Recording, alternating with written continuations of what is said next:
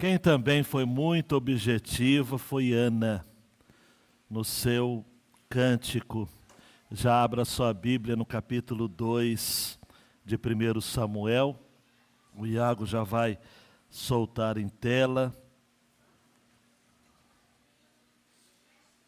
O cântico de Ana, o canto depois do choro.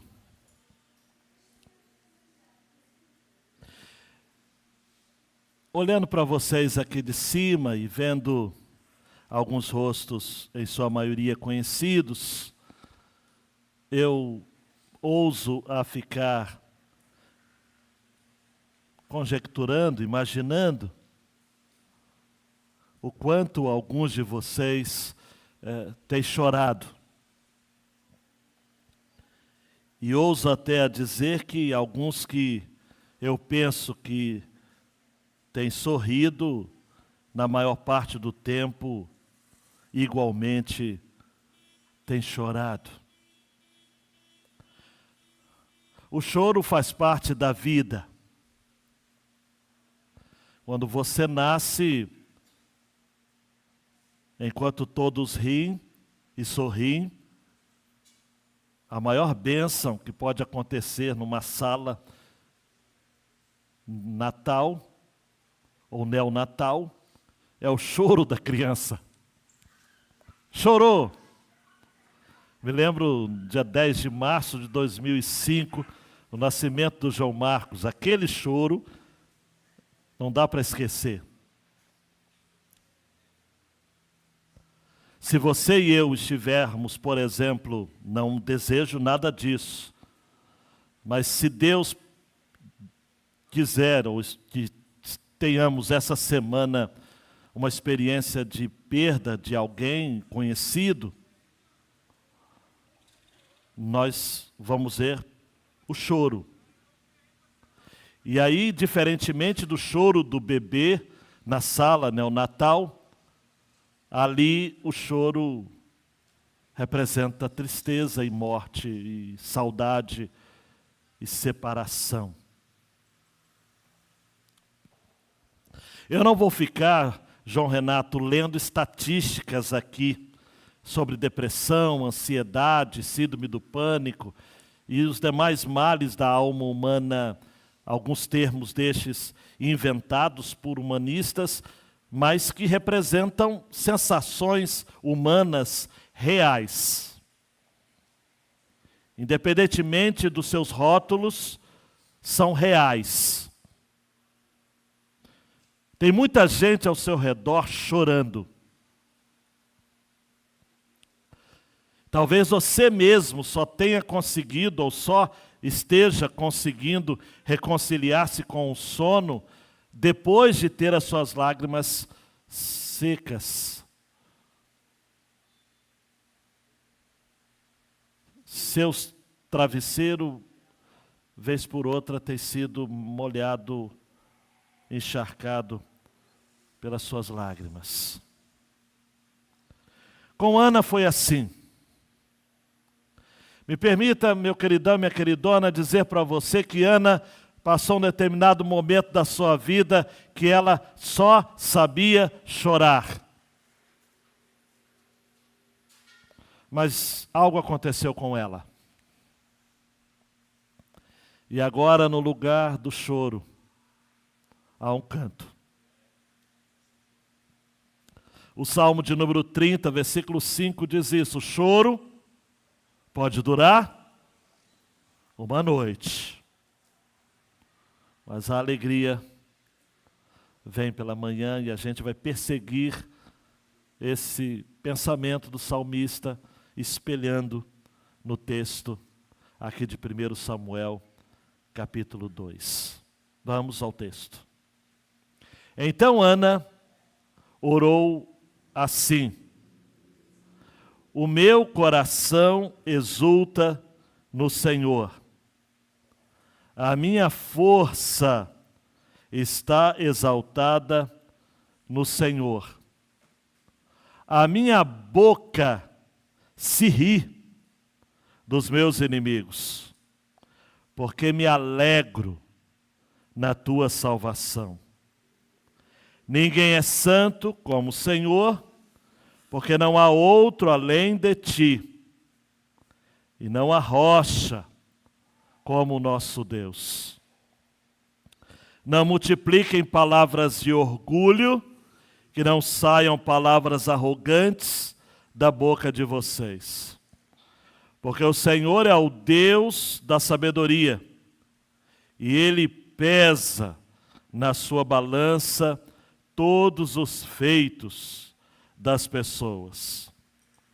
O arco dos fortes é quebrado, porém os fracos são revestidos de força. Os que antes estavam fartos, hoje trabalham pela comida, mas os que andavam famintos não têm mais fome. Até a mulher estéril tem 7 filhos, e a que tinha muitos filhos perde o vigor. O Senhor é quem tira a vida e quem a dá. Ele faz descer a sepultura e faz subir. O Senhor empobrece e enriquece. Humilha e também exalta. Levanta o pobre do pó e tira o necessitado do monte de lixo, para o fazer assentar ao lado de príncipes, para o fazer herdar o trono de glória, porque do Senhor são as colunas da terra, e Ele firmou o mundo sobre elas. Ele guarda os pés dos seus santos, mas os perversos emudecem nas trevas da morte. Porque o homem não prevalece pela força. O Senhor destrói os seus inimigos. Dos céus troveja contra eles. O Senhor julga as extremidades da terra, dá força ao seu rei e exalta o poder do seu ungido. Abaixe sua cabeça mais uma vez. Esteja mais uma vez em oração diante do Senhor.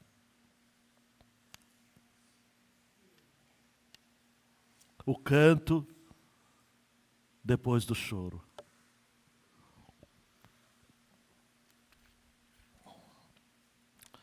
Deus, chega pertinho da gente, Deus. Fala ao nosso ouvido. Chega ao nosso coração. Ativa a minha mente, meu coração, e a mente e o coração dos meus irmãos aqui. Que haja clareza, contundência,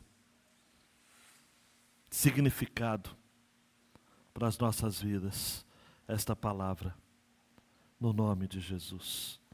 Amém e amém. Dando um clique, meu querido Iago, Deus está agindo soberanamente em nossa história e culminará na vinda do Rei do Reino. Eu sempre tenho dito aqui, amados, e a minha mensagem no capítulo 1, antes da minha entrada de férias, há um mês atrás, eu disse que a história do nascimento de Samuel é mais, aponta para além daquilo que é o nascimento de uma criança nos nossos dias. Nós estamos diante de uma história paradigmática, de modelo mesmo, de padrão. Eu já disse isso para vocês, mas eu vou repetir, que na Bíblia hebraica, antes do livro de 1 Samuel, vem o livro de Juízes. Então, o judeu, o hebreu que lê a Bíblia, ele lê primeiro o último verso de Juízes e depois, de imediato, já lê o livro de Samuel. E o último verso de Juízes é: naqueles dias não havia rei em Israel. E cada um fazia o que achava mais certo. Então, se você prestar atenção nisso, você vai entender o meu argumento, que é o argumento das Escrituras. Não havia rei. Aí a gente folheia a Bíblia, tira o livro, não é que tira o livro de Ruth, né? Porque o livro de Ruth vai estar entre os escritos na Bíblia hebraica. Mais adiante, na organização. Então não havia rei em Israel. E aí nasce Samuel. Samuel é alguém muito importante, é o último profeta, é o último juiz, e há quem o coloque como o primeiro dos grandes profetas. Eu ouso a dizer, e já pedi para que você concorde comigo, que depois de Moisés vai ter um vazio, um deserto, e a próxima grande liderança e personalidade é Samuel. É Samuel. E Ana aqui, ela vê o que os outros não viam. Ela vê o rei. Dos lábios de Ana, que pela primeira vez na Bíblia vai aparecer o termo ungido, no hebraico Machia, transliterado para o português, Messias. Ana falou aquilo que ela não viu, ainda ali, mas apontava para o Messias, que no primeiro plano, no capítulo 8 de 1 Samuel, vai ser o rei, a quem inicialmente será escolhido, Saul, mas que não correspondeu em absoluto, e que vai ser, no capítulo 8, ao pedido, queremos um rei. Queremos um rei.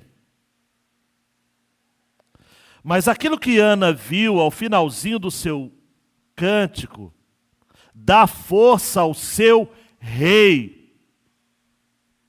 Apontava para aquilo que a gente vai estar vendo no segundo livro de Samuel, que na Bíblia hebraica, na Bíblia grega, na Bíblia latina, é o mesmo livro. E em 2 Samuel 7, a aliança do Senhor com o seu rei, Davi. Mas que também não cumpriu as prerrogativas. Por isso que no mesmo texto, 2 Samuel 7,12, vai dizer: quando seus dias se completarem e você descansar com seus pais, então farei surgir depois de você o seu descendente, que procederá de você, e estabelecerei o seu reino. O único que vai cumprir tudo isso vai ser quando você folhear a sua Bíblia e chegar em Lucas capítulo 1, versículos 31 e 32, que o anjo Gabriel vai dizer a Maria. Por isso que vez por outra eu confundo Ana Maria, Ana Maria. E o cântico de Maria vai ser praticamente inspirado no cântico de Ana. Daqui a pouco eu vou entrar em detalhes. O anjo Gabriel disse a Maria: você ficará grávida e dará à luz um filho, Lucas 1, 31 e 32, a quem chamará pelo nome de Jesus, que significa salvação, salvador. O nome de Jesus aparece no cântico de Ana. Segura aí a curiosidade, eu vou mostrar.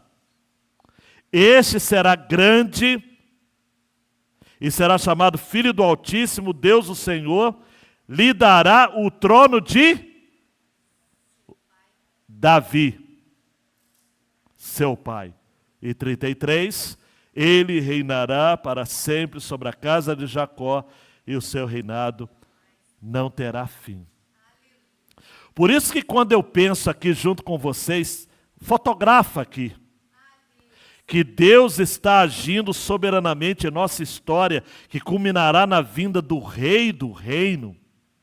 A história da Bíblia sempre foi a respeito de Jesus. Aleluia. Sempre foi. Desde Gênesis 3,15, da semente da mulher nasceria alguém que esmagaria a cabeça da serpente. Fica claro ali, amados, naquilo que os teólogos chamam de proto-evangelho, primeiro evangelho. É que eu não posso quebrar a sua cabeça e colocar isso, mas coloca você então na sua cabeça. A Bíblia é a história de Deus nos dando o rei, nos apresentando o rei. Jesus é o rei do reino. A Bíblia não é a minha história enquanto as minhas questões. pessoais, as minhas esquisitices, nascidos lá em Itaguaí, vivendo o que eu vivi, com a família que eu tive. A Bíblia não diz respeito necessariamente àquilo que a minha história desembocou. A Bíblia não foi escrita para mostrar, para que eu e você tivéssemos sucesso nessa vida. Não é um livro de autoajuda, não é um livro de coach. A Bíblia é a história de Deus revelando o Rei do Reino, e nessa história nós estamos incluídos como súditos desse Rei do Reino, que ansiamos pela vinda do Rei do Reino. Queridão, olhe para mim, por favor. Você anseia pela vinda do Rei do Reino? Qual foi a última vez que você disse que venha o Rei do Reino? Se você demorou, faz muito tempo que você não faz isso, você está... queridão, você está por fora. Porque o próprio Jesus, quando nos ensinou a orar, em Mateus capítulo 6, a partir do versículo 9, uma das partes precípuas, centrais, estratégicas da oração é: venha o teu reino. Então, a história de Ana, preste atenção aqui, é o retrato, Tim Chester fala isso, né, da história de Israel e, de fato, da história da humanidade. Porque assim como Ana, preste atenção, se segura na cadeira porque é forte. Nós somos estéreis, inférteis, no sentido espiritual. Mas o movimento na história de Ana é de uma mulher estéril para uma mulher fértil. Vemos Deus gerando vida onde não há vida. Como Ana, nós estamos cercados de inimigos. Ana tinha um inimigo muito próximo a ela, uma dita cuja chamada Penina. Mas só que no contexto da história geral, os inimigos de Israel eram os filisteus e tantos outros povos, que em certo sentido retratam os inimigos que a humanidade enfrenta até hoje. Sendo que os principais inimigos que a gente enfrenta hoje são o pecado e a morte. Olhe para mim, queridão, queridona, o pecado é uma desgraça. O pecado não traz mazelas apenas para quem peca. Antes fosse. O pecado enferma uma família, enferma uma sociedade. O pecado faz com que inocentes agonizem. O pecado faz com que a igreja padeça. O pecado faz com que uma pessoa consiga, de fato, viver a forma mais abjeta e subhumana de existência. O pecado é nojento. O pecado é asqueroso. O pecado leva você para a lama. O pecado faz com que você amanheça com a boca cheia de formiga. O pecado, ele faz isso. Ele desumaniza. O pecado é, de fato, gerador de morte.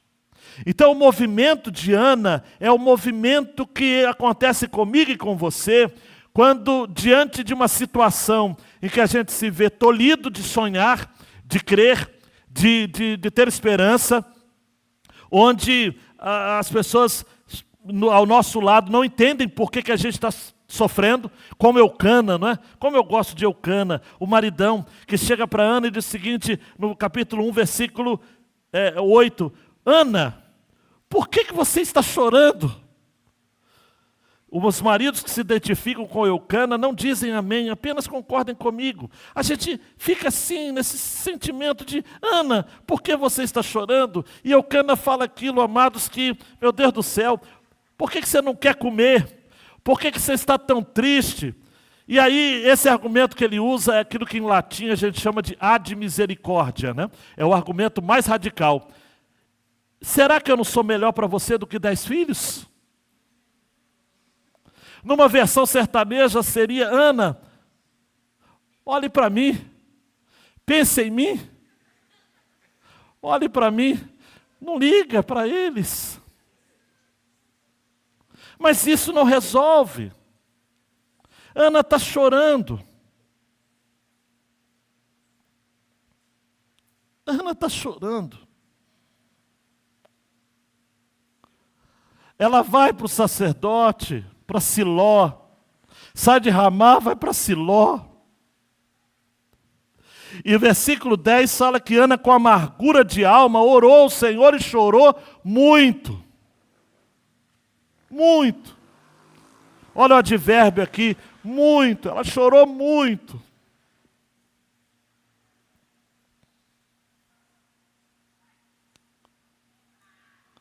A aflição de Ana e a sua oração era tão ensandecida que Eli, o experiente sacerdote, olhou para ela e disse o seguinte: essa mulher está bêbada. E Ana vai dizer, no versículo 15, não, eu sou uma mulher angustiada de espírito. Naquele momento, queridão e queridona, em Siló, o Senhor libera uma palavra a Eli, e Eli a libera a Ana, dizendo o seguinte, versículo 17, vá em paz, que o Deus de Israel lhe conceda o que você pediu. E o verbo pedir, não vou entrar em detalhes aqui, é o verbo principal dessa porção. Em casa, depois, conte quantas vezes aparece o verbo pedir, que no hebraico vai ter a mesma raiz do nome de Samuel, e preste atenção, hein? A mesma raiz do nome de Saul, que foi o rei que o povo pediu.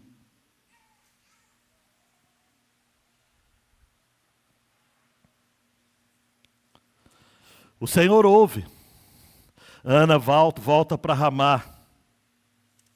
Em Ramá o milagre acontece. Nasce Samuel. Ela cumpre o voto. Devolve a Samuel.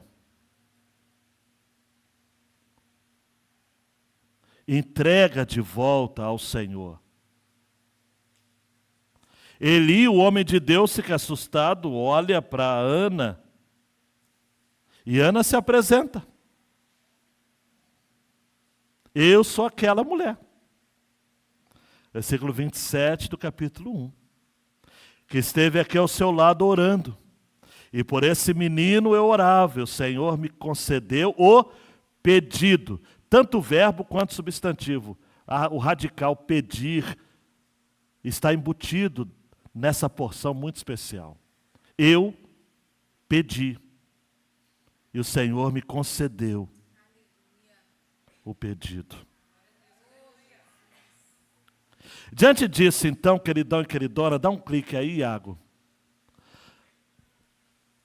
Eu não vou repetir o salmo de Ana, o cântico de Ana, mas eu só quero lhe ajudar a entender a linha.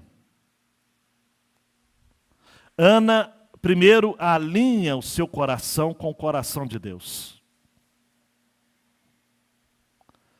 E agora ela se utiliza de provérbios, ou melhor, de pronomes, muito pessoais. Acompanhe comigo o texto aí, para você prestar atenção. O meu coração exulta no Senhor. A minha força está exaltada no Senhor. A minha boca se ri dos meus inimigos, porque me alegro na tua salvação. Preste atenção aqui. O negócio, me permita assim, amados, eu sei que pode soar irreverente, mas em nome de Jesus não é. Ana chegou para Deus e falou, Deus, agora virou pessoal. A sua intervenção na minha história foi algo pessoal. E eu abro os meus lábios agora para dizer, olha, Deus, o meu coração exulta. Eu que chorava, Luiz Gustavo, agora eu me exulto. Eu que estava fraca e amargurada de espírito, agora minha força está exaltada no Senhor. Eu vou falar algo aqui muito... Eu sei que alguns vão ficar fazendo aquela risadinha, mas no hebraico a palavra força aqui é chifre. Porque o chifre é símbolo de poder, assim como o animal que se utiliza dos chifres para pelejar, para lutar, para se impor no meio da sua manada. Ana utiliza essa expressão, que no hebraico não tem nada de ofensivo. No português, sobretudo corriqueiro nosso, tem, né? Mas Ana diz, o meu chifre está exaltado. Eu voltei a ter condições de lutar e prevalecer, Adonias. Hoje eu tenho condições, Elma, de lutar. Hoje eu faço diferença. Hoje eu faço frente aos desafios da minha vida. Hoje eu encaro a vida de frente. Há muitos, queridão e queridona, que já não encaram mais a vida de frente. E Ana está dizendo é isso. E outra coisa que ela disse, preste atenção aqui, meninos e meninas também. A minha boca se ri.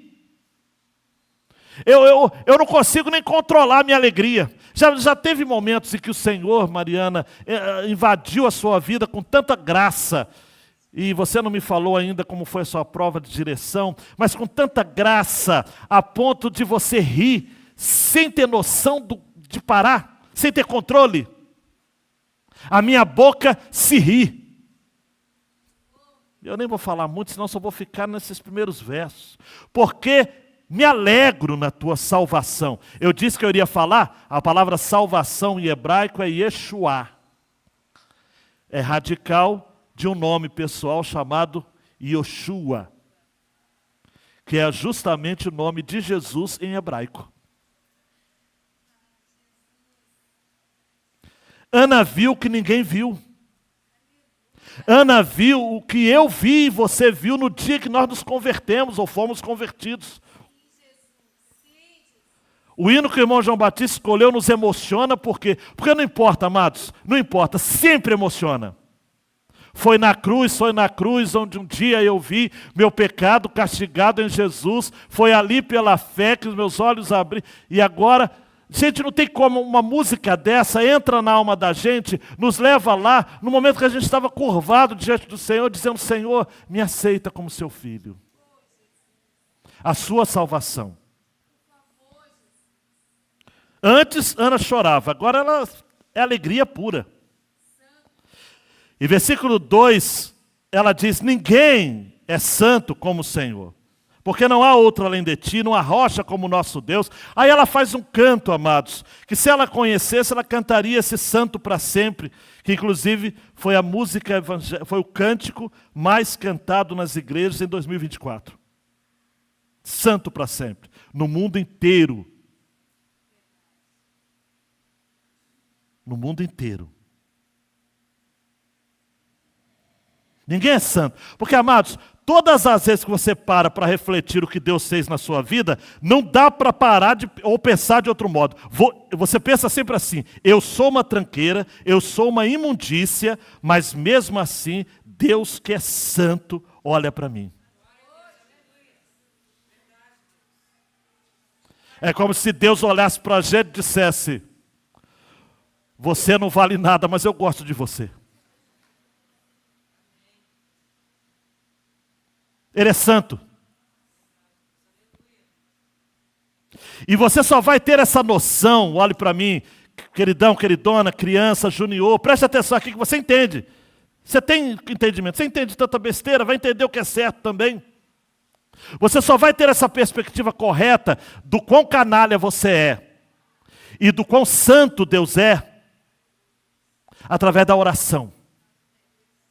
A oração, amados, ela traz para a gente esse vislumbre do quanto nós precisamos de Deus. E do quanto oração é uma das minhas definições prediletas. Inclusive é minha mesmo, então anota aí que é boa também. Orar é alinhar o nosso coração com o coração de Deus. É aquilo que o Novo Tom canta. Na oração encontro calma. Na oração encontro paz. Orar a Deus faz bem à alma. Falar com Deus me satisfaz. Falar com Deus, que privilégio. Abrir a alma ao Criador. Sentir que os céus estão abertos e ouvir a voz do Salvador. É isso. Só que só vai saber que é isso, queridão e queridona, se você tiver uma vida de oração. For como Ana. Eita mulher que orava. Eita mulher que orava. Versículo 10 vai dizer que ela com amargura de alma orava. Tem gente que com amargura de alma vai para as redes sociais e começa a mandar indireta para os outros. Tem gente que com amargura de alma deita na cama e começa a chorar com pensamentos de morte e negativos. Tem gente com amargura de alma enche a cara de cachaça. Tem gente com amargura de alma vai atrás de amantes. Ana com amargura de espírito ou de alma e orar. Orava. Versículo 12 fala que Ana continuava a orar. Capítulo 1. Versículo 16 do capítulo 1 fala que eu estava orando até agora porque era grande a ansiedade da minha aflição. Ana orava. Ana buscava. Versículo 27 do capítulo 1 diz, era por este o menino que eu orava. Gente, não pode dar errado nada na vida de alguém que ora. Eu lhe garanto, amados, não tem como dar errado se você ora. Até o que você acha que é errado, não é errado. Não tem como dar erro. Não existe problema que dá bug em oração, amados. Não tem como dar ruim. Vai dar sempre certo. Sempre. Por isso que no versículo 3, Ana diz, não multipliquem palavras de orgulho, que não saiam palavras arrogantes da boca de vocês, porque o Senhor é o Deus da sabedoria, Ele pesa na balança todos os feitos das pessoas. É como se Ana tivesse o seguinte, gente, confia, sincroniza o seu coração com o de Deus, coloca o Bluetooth da alma no canal certo, do jeito certo. Ele pesa o coração. Gente, Deus não tem compromisso com gente orgulhosa. Olhe para mim. Joel Peik vai dizer, Deus odeia o orgulho. Provérbios 7, 16 e 17. Com seu coração ele odeia o orgulho, com seus lábios amaldiçoa com as suas mãos. Pune o orgulho. Salmo 119, 21, Isaías 12, 2, 12, Isaías 23, 9. O orgulho foi o primeiro inimigo de Deus e foi o primeiro pecado no paraíso e será o último que deixaremos na terra. Muitos pecados nos afastam de Deus, mas o orgulho é um ataque direto contra Deus. O orgulho procura destronar a Deus e entronizar a si mesmo. Não dá, gente. Orgulho é besteira. Orgulho é besteira. Orgulho e presunção é besteira. Tem gente que arrota a autossuficiência. Tem gente que é, amados, um nojo de pessoa. Porque se acha mais do que é. Gosta de contar vantagem. Mas, amados, não dá. Nós não somos destes. Nós somos daqueles que nos contextos mais difíceis, a gente, como Abacuque, ergue as mãos e diz, ainda que a figueira não floresça. Você pode dizer amém? Amém. Nem haja fruto nas videiras. Ainda que o produto da oliveira fale. E os campos não produzam mantimento. Ainda que o rebanho seja exterminado do estábulo e não haja gado nos currais. Mesmo assim eu me alegrarei em quem? No Senhor. E exultarei em quem? No Deus da minha Yeshua. No Deus da minha salvação. Vamos lá, rapidinho. O canto de Ana aqui começa a ter, dando um clique, meu queridão, as reversões da vida. É bonita a poesia, porque a Ana agora faz um trocadilho de reversões, de contrastes. A partir do versículo 4, olha para mim e olhe para o texto. O arco dos fortes é quebrado, porém os fracos são revestidos de força. E viu o contraste? Forte com fraco. Os que antes estavam fartos, hoje trabalham pela comida. Os que andavam famintos não têm mais fome. Fartos com famintos. Até a mulher estéril tem 7 filhos e o que tinha muitos filhos perde o vigor. A estéril e a que tem muitos filhos. O Senhor é quem tira a vida e quem dá. Tira e dá. Faz descer a sepultura e faz subir. Empobrece e enriquece. Humilha e exalta. Levanta o pobre do pó e tira o necessitado do monte de lixo, para fazer assentar ao lado de príncipes, para fazer herdar o trono de glória. Do Senhor são as colunas da terra, Ele firmou o mundo sobre elas. Guarda os pés dos seus santos, mas os perversos, emudecem nas trevas da morte, porque o homem não prevalece pela força. E por que esses extremos, ou essas reversões estão aqui? Amados, olhe para mim. Nada que está acontecendo na sua vida hoje vai ficar assim para todo tempo, para todo sempre, não. Deus é o Deus das reversões. Deus é o Deus das mudanças. Em espanhol, do câmbio, né? Da mudança. Ele vai cambiar. Ele vai mudar. Nada na vida é definitivo. Nada. Ah, pastor. Nada, presta atenção aqui. Nada é definitivo. Nem de bom e nem de ruim. De ruim, mas também de bom também não. O arco dos fortes, ele pode ser quebrado. Eu conheço muita gente que era forte, amados. Tiagão, era forte. Hoje está quebrado. Eu vejo o Neymar voltando a jogar no Flamengo, tropeçando na própria bola. Eu fico pensando, Neymar, do Santos. Ele vai para o Flamengo um dia. Ele quer ir para o Flamengo. Eu vejo ele tropeçando na bola. O Flamengo está na minha cabeça, é uma doença, né, que fica na minha cabeça. Eu fico pensando o seguinte, já foi forte. Pode até voltar a ser, mas hoje ele está em processo, está fraco. Ao longo da história, amados, eu tenho 50 anos, tem gente aqui com 60, 70, 80, 90. Já viu muita gente que era forte, poderoso, cair no ostracismo, amados. Viu ou não viu? Tem um quadro de um programa de televisão que diz assim, você se lembra de... Aí apresenta o cara que já foi ator, atriz de novela, já foi bonitão, fortão como Pedro aqui, e que hoje está numa situação difícil. O que era e o que é. Mocinhas e mocinhos, tudo passa. Olha para mim aqui, tudo passa, meninada. Você acha que hoje você está com a galerinha ali e tal, e causando? Tudo passa. O que antes estava farto, hoje trabalha pela comida. O que andava faminto, não tem mais fome. A estéril tem 7 filhos. E a que tem muitos filhos, está doido para se desfazer deles. Está fraquinho. O Senhor é quem tira a vida, o Senhor é quem dá. O Senhor que faz descer a sepultura e faz subir. Estão comigo, gente, para entender o que o Salmo de Ana quer dizer? O Senhor empobrece e Ele enriquece. Humilha e exalta, levanta o pobre do pó e tira o necessitado do monte de lixo para fazer assentar com príncipes.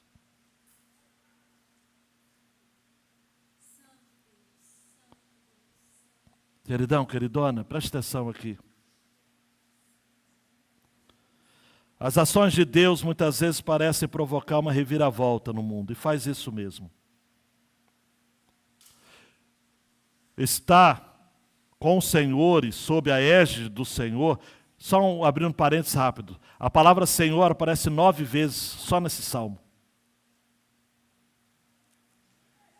É o Senhor que age, amados, na criação, por exemplo, no clima. O pessoal fala de mudança do clima, como é que é? Não é mudança de clima que fala, efeito estufa, mas tem um outro nome, efeito... aquecimento global, e essas questões do clima, vai ter uma conferência do clima aqui no Brasil. Gente, é o Senhor que faz isso. É o Senhor que faz. Você acha que esse calorão? Existem montanhas que são reduzidas a pó, vales que são transformados em montanhas, sol que se escurece. No aspecto da natureza, da criação, é Deus que está fazendo. No aspecto social, por exemplo, tem gente que interpreta o Cântico de Ana no viés mais social. Também está. É o pobre que pode receber honra e o poderoso que pode vir a ser derrubado. Ou o político.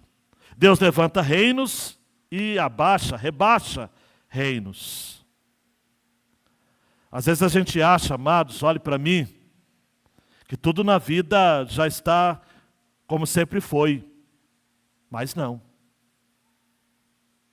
Olhe para mim, não. Nas entrelinhas, nós encontramos as marcas de Deus. Tomás de Aquino disse que na natureza a gente vê as digitais de Deus. E no modo como a gente vê as coisas sendo organizadas em sociedade, a gente vê que Deus age, amados. Ele vê os débeis, os desprestigiados, atua em favor deles. Não existe nada que pode ser considerado fixo ou imutável. E olhe para mim, essa é uma boa notícia, porque eu e você, que nascemos em berço humilde, acostumados à pobreza, o Senhor pode olhar para nós e nos colocar de fato em situações mais privilegiadas. O problema é quando a gente se esquece de que é Deus que faz isso. E a gente começa a ficar orgulhoso, metido a besta, como diz num português rasgado.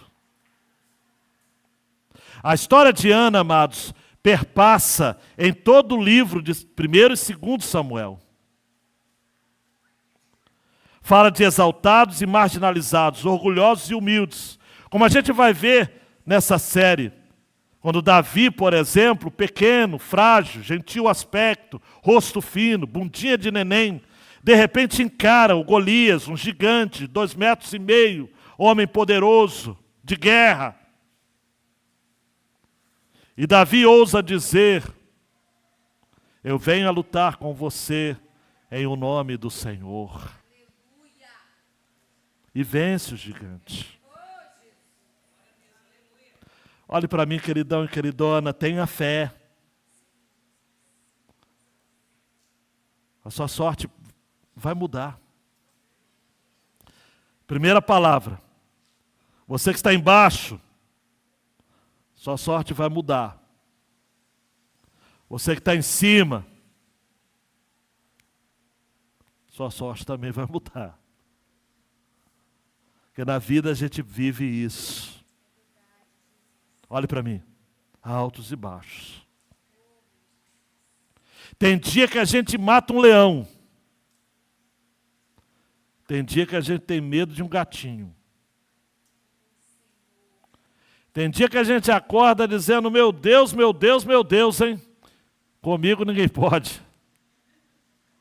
Mas tem dia que a gente acorda e fala o seguinte: Senhor, só pela tua misericórdia eu vou levantar dessa cama. Ana está cantando aqui porque ela sabe. E ela sabe, olhe para mim, porque ela já havia chorado. O choro prepara a gente para o riso. O choro educa. O choro é pedagógico. Porque aquilo que Deus nos revela no choro faz com que seja o conteúdo do nosso canto no futuro. Deus não desperdiça uma lágrima, gente. Deus sabe o que você está passando. Você pode dizer: Deus, eu estou... Como diz os pentecostais, a prova está doendo, Senhor. Ela me faz chorar. Me dá logo a vitória. Mas não é não. Não é no seu tempo, queridão e queridona. Você ora. Deus faz no tempo dele. Eu gosto de pensar no Salmo 119, o verso eu vou deixar para vocês verem, não sei se é 71, alguma coisa assim. Tem muitos versos, Salmo 119, né? Foi-me bom ter sido afligido, para que eu aprendesse os teus decretos. Você está ligado nisso? Está ligado nisso, Vitor? É bom passar os perrengues. Minha memória está boa, né? 119, 71. Porque a gente, Danilo, aproveita a vida e cresce nos momentos difíceis. Ana foi forjada, amados. Samuel, antes de ser gerado no seu útero, foi gerado na sua alma. Tem filho, Pati, que a gente não gera no útero, mas a gente gera na alma. Tem conquista, tem sonho, tem plano que Deus coloca na nossa alma. Eu não posso entrar em detalhes, mas o que a gente viveu hoje, eu, pastor Léo, já estou colocando o pastor Léo em coisas boas, abençoadas, só chamo ele para coisas boas. E o que a gente viveu hoje foi isso. Tem como sair alguma coisa boa nessa encrenca?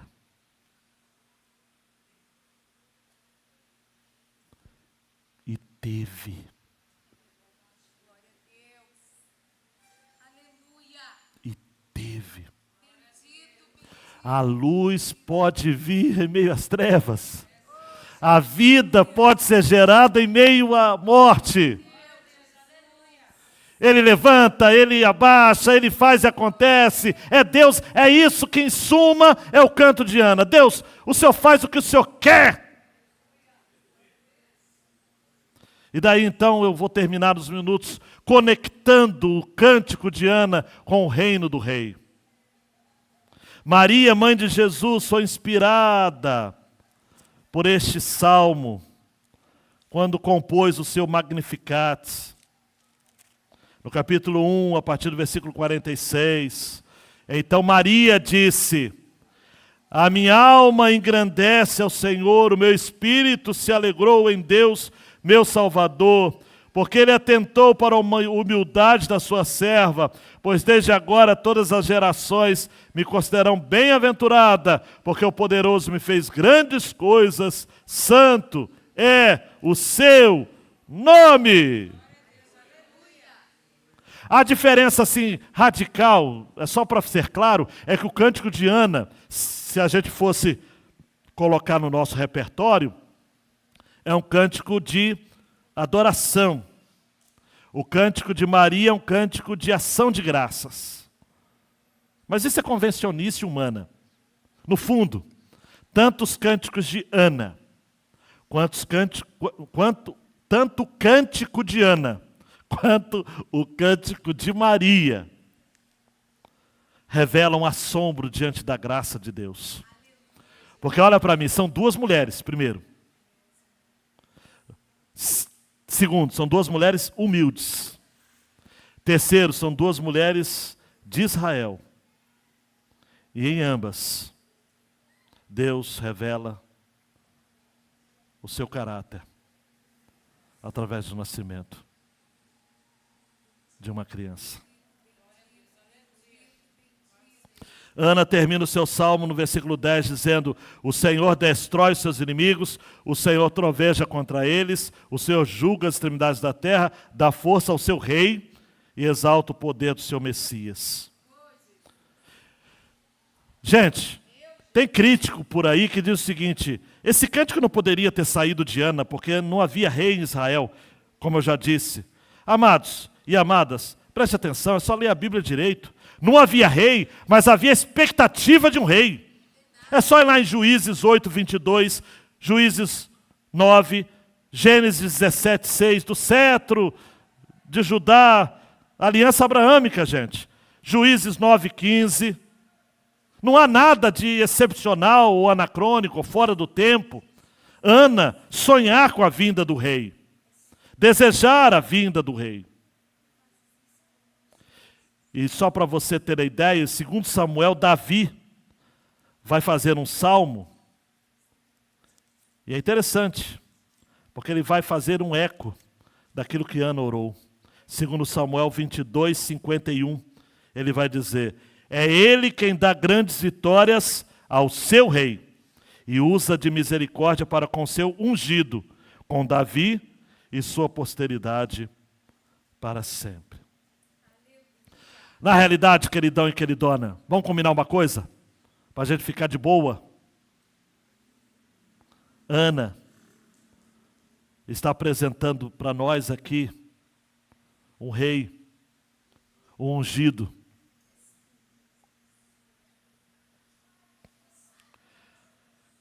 Que tem abençoado a terra, como ninguém jamais tem abençoado. Um rei que tem alimentado almas famintas, dessedentado almas sedentas. Um rei que guia o seu povo para águas vivas, que dá ao seu povo um pão igualmente vivo. De um rei, que o Evangelho de João vai dizer, aquele que comer, aquele que beber, desse rei, nunca mais terá fome, nunca mais terá sede de novo. A mulher samaritana em João 4 ficou louca. Pensa numa mulher louca, louca, louca. Chegou para todo mundo e disse o seguinte: gente, ele me falou tudo que dizia respeito à minha vida. Ele falou tudo. Só porque Jesus tinha dito para ela o seguinte: olha, essa água que você está procurando para beber, Edna, depois você vai ter sede de novo. Aquilo que você e eu temos procurado o tempo todo nas coisas, nas posses, nos bens, alguns no sexo, outros nas drogas, nos vícios em geral, tudo isso passa. Agora a água que eu lhe der, ei César, a água que eu lhe der, Jesus está dizendo, ela vai jorrar para a vida eterna. Esse é o rei, amados. Dando 2 cliques, meu lindo Iago. Nós cremos num Deus assim, amados. Nós não cremos num qualquer Deus, amados.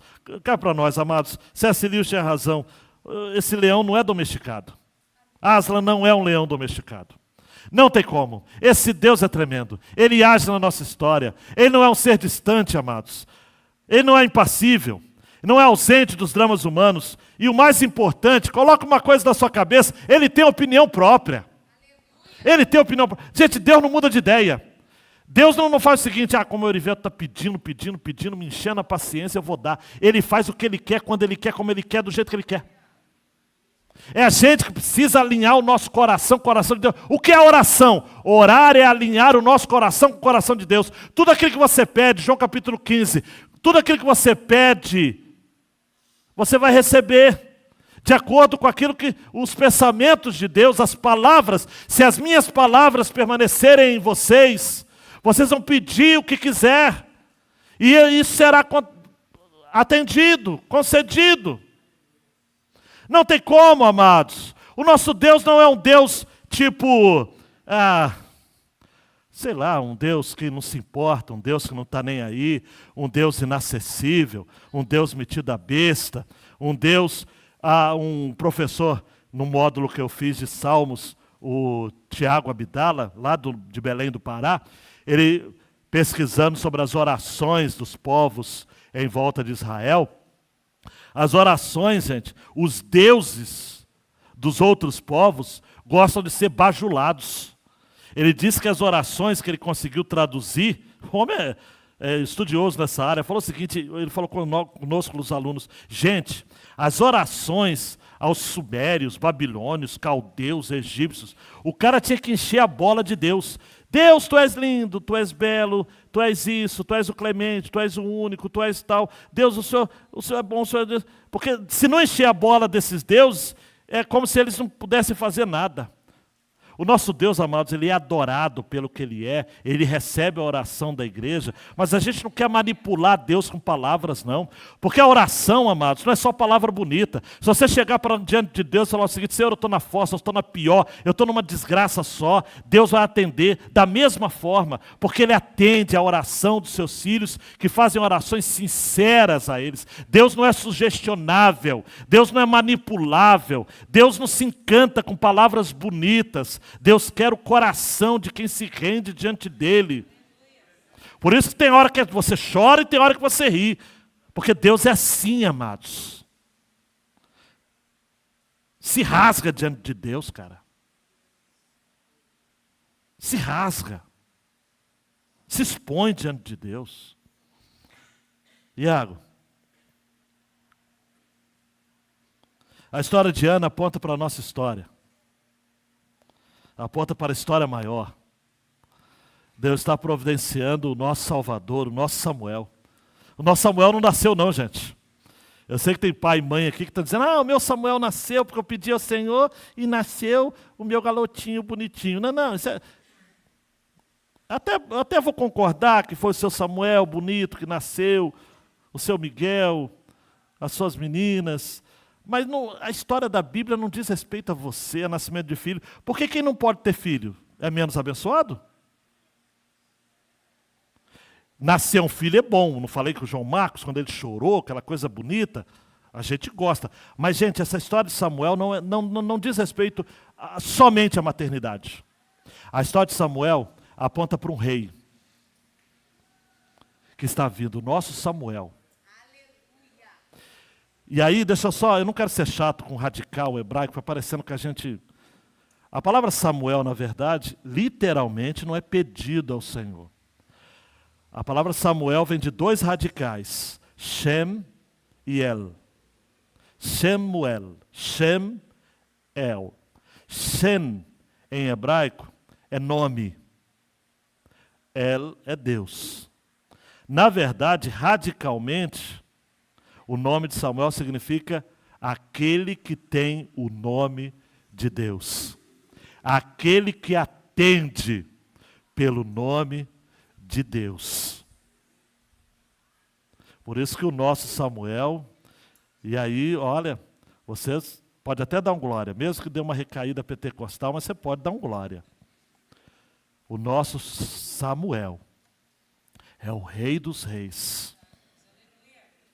É o Senhor dos Senhores. Aquele que voltará, mas não voltará como ele veio pela primeira vez, não. Na sua primeira vinda, ele veio fraquinho, um nenenzinho, um cara de joelho, nascido na estrebaria, lá em Belém. Frágil. Senhor, Rei, Deus, mas frágil. Usando uma expressão do Charles Swindoll, era um homem divino, era um Deus envelopado numa cápsula humana.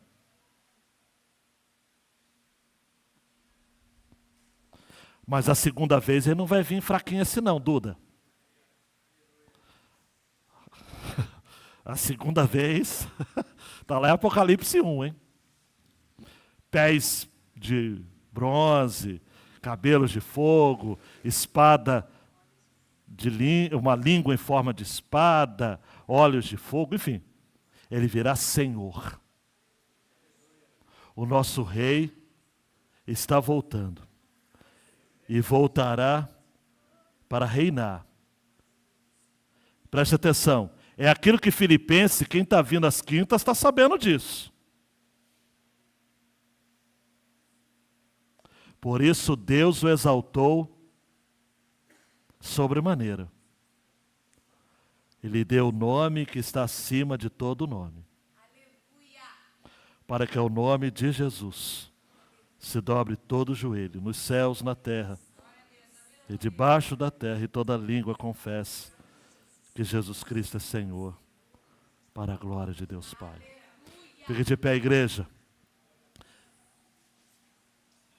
Na verdade, amados, o cântico de Maria, presta atenção aqui, falou de Jesus o tempo todo. O cântico de Ana De Maria também, né? Mas o foco aqui é de Ana. Foi ele que desceu à sepultura. Foi ele que foi humilde, rebaixado e humilhado. Foi ele que igualmente foi vivificado e levantado da sepultura. Foi ele que Deus assentou em lugar de honra. Ele foi rebaixado como Ana. Ou mais do que Ana. Mais do que eu e você jamais seremos. Mas ele, eu vou usar essa expressão mais popular, tá ok? Ele deu a volta por cima. E ele virou o mundo de ponta cabeça. E hoje todos nós que passamos as lutas nessa vida, temos que olhar para cima e dizer o seguinte: eu aguardo a sua vinda. Queridão, queridona, o rei está voltando. Nós vamos cantar este hino antes da ceia. Nós não vamos servir os elementos agora. Para a gente não distrair o pensamento. Pedi para o pessoal preparar essa canção para a gente se preparar para a ceia. Depois até eu vou dar um tempinho para você pegar seus filhos. Só para pensar nisso. Deus está agindo soberanamente em nossa história e culminará na vinda do Rei do Reino. Não pegue seus filhos agora. Pare e reflita. Chegará um tempo, coloca a letra aí, ô Iago, por favor.